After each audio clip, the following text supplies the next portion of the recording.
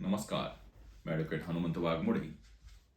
मागील व्हिडिओमध्ये आपण दिवाणी दावा दाखल करणे, त्याचप्रमाणे त्या दाव्यासाठी कागदपत्रांचे किती महत्त्व आहे, हे त्याचप्रमाणे दाव्याचा दाखल करण्यापासून ते न्यायनिर्णयापर्यंत काय काय प्रक्रिया असती किंवा काय काय दाव्यामध्ये होते हे आपण पाहिले होते.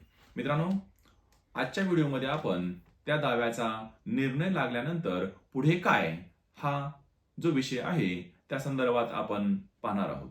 मित्रांनो, एखाद्या व्यक्तीने जर दुसऱ्या व्यक्तीच्या विरुद्ध दिवाणी स्वरूपाचा दावा दाखल केला आणि त्याचा निर्णय लागला तर पुढे काय, तर पुढे त्या निर्णयाचे पहिले अपील जिल्हा न्यायालयामध्ये होते आणि ते अपील दाखल करण्याचा अधिकार हा दिवाणी कायद्यामध्ये म्हणजेच सिव्हिल प्रोसिजर कोड यामध्ये कलम 96 मध्ये तसा अधिकार ज्या व्यक्तींच्या विरुद्ध न्यायालयाने निर्णय पारित केला आहे त्या व्यक्तीला दिलेला आहे. मित्रांनो, 96 मध्ये तो अधिकार दिला आहे, परंतु त्याची प्रोसिजर जी आहे ते सिव्हिल प्रोसिजर कोड मध्ये ऑर्डर म्हणजेच आदेश 41 मध्ये दिलेले आहे.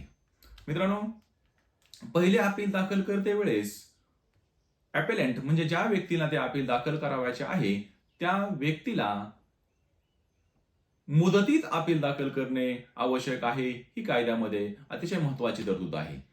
मुदतीत अपील दाखल करणे म्हणजे काय, तर तालुका कोर्टाचा जो निर्णय झालेला आहे त्या निर्णयाच्या विरुद्ध 30 दिवसामध्ये पहिले अपील जिल्हा न्यायालयामध्ये दाखल करणे आवश्यक आहे. मित्रांनो, हे 30 दिवस कसे काउंट करायचे किंवा 30 दिवस कसे मोजायचे या संदर्भात आपण थोडक्यात पाहू.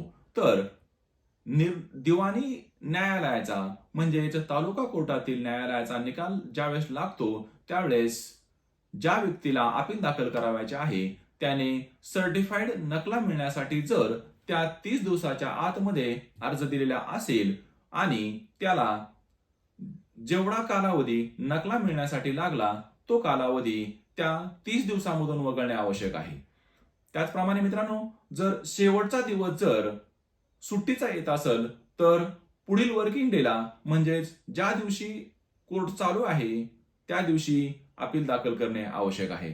मित्रांनो, जर एखाद्या व्यक्तीला या 30 दिवसाच्या कालामध्ये अपील दाखल करता आले नाही किंवा त्याला कुठल्या कारणामुळे जर उशीर झाला तर त्याला दाखल करता येईल का नाही हा पुढचा प्रश्न उद्भवतो.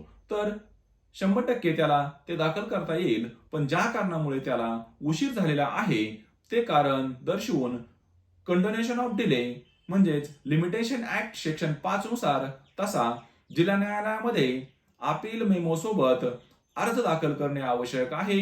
त्या अर्जासोबत त्या ॲपेलंटचे प्रतिज्ञापत्र असणे आवश्यक आहे. म्हणजे ज्यावेळेस हे अर्ज निकाली लागतील म्हणजेच तो उशीर माफीचा अर्जाचा निकाल लागेल त्यावेळेस जे रेग्युलर अपील आहे ते त्याला नंबर पडेल किंवा ते रजिस्टर होईल. जर ते ॲपेलंट यांनी जो उशीर माफीचा अर्ज आहे तो मंजूर करण्या इतपत जर मेहरबान जिल्हा न्यायाधीश साहेब यांना कारणे दर्शवले किंवा तसे सबळ कारण असले म्हणजे सफिशियंट कॉज, हे महत्वाचा विषय आहे. म्हणजे त्याला जर सफिशियंट कॉज असेल अपील दाखल करण्यासाठी उशीर झालेला आहे त्याच्या संदर्भात तर ते अपील उशीर माफीचा अर्ज मंजूर करून अपील रजिस्टर होते. मित्रांनो, आता पुढची प्रक्रिया अशी आहे की अपील ज्यावेळेस दाखल करतो आपण त्यावेळेस त्या अपिलावर ॲपेलंटची सही असणे आवश्यक आहे किंवा कसे. तर मित्रांनो, कायद्यामध्ये म्हणजेच दिवाणी प्रक्रिया संहितेचे जे ऑर्डर 41 आहे त्या 41 मध्ये स्पष्टपणे नमूद केले आहे मित्रांनो की अपिलावरती प्लीडर म्हणजे वकील किंवा ॲपेलंट यांची सही असणे आवश्यक आहे. दोघांचीही सही असावीच असे नाही. म्हणजेच पहिले अपील हे त्या ॲपेलंट यांच्या वकिलांच्या सहीने जरी दाखल केले तरी ते चालू शकते किंवा चालेल अशी तरतूद त्या कायद्यामध्ये आहे. मित्रांनो, त्यानंतर अपिलामध्ये आपण ऍडिशनल एव्हिडन्स दाखल करू शकतो किंवा कसे या संदर्भातली तरतूद पाहणे आवश्यक आहे किंवा ते गरजेचे आहे. मित्रांनो, अपील म्हणजे लोअर कोर्टात म्हणजे तालुका कोर्टात जो पुरावा झालेला आहे तोच पुरावा अपिलामध्ये वाचण्यात येतो किंवा वाचला पाहिजे किंवा वाचण्यात येतोच. जो तालुका कोर्टामध्ये पुरावाच नाही तो अपेलंट कोर्टामध्ये देता येईल किंवा कसे, या संदर्भात ऑर्डर 41 रूल 26 मध्ये त्याची तरतूद दिलेली आहे.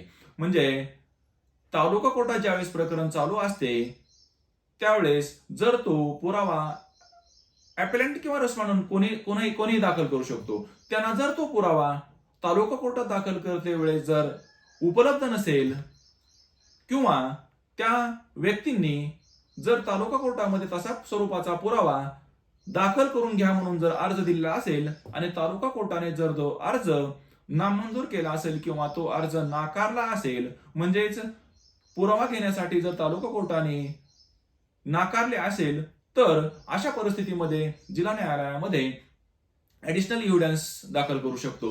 त्याचप्रमाणे जिल्हा न्यायालयाला जर वाटले की या प्रकरणाचा न्यायनिवाडा नैसर्गिक न्यायतत्वावर होणे आवश्यक आहे आणि अशा परिस्थितीत हा पुरावा दाखल करून घेणे आवश्यक आहे, तरच जिल्हा न्यायालय तशा स्वरूपाचा अर्ज मंजूर करून जो कोणी अपेलंट किंवा रिस्पॉन्डंट जो कोणी ऍडिशनल एव्हिडन्सचा अर्ज देऊन तशी मेहरबान न्यायालयाला विनंती करल, तो अर्ज जिल्हा न्यायाधीश मंजूर करू शकते. मित्रांनो, कायद्यामध्ये ऍडिशनल एव्हिडन्स द्यायची तरतूदच नाही, परंतु अशा परिस्थितीमध्ये आता जे मी तरतुदी सांगितल्या त्या परिस्थितीमध्येच जिल्हा न्यायालय अर्ज मंजूर करून ऍडिशनल एव्हिडन्स घेऊ शकते.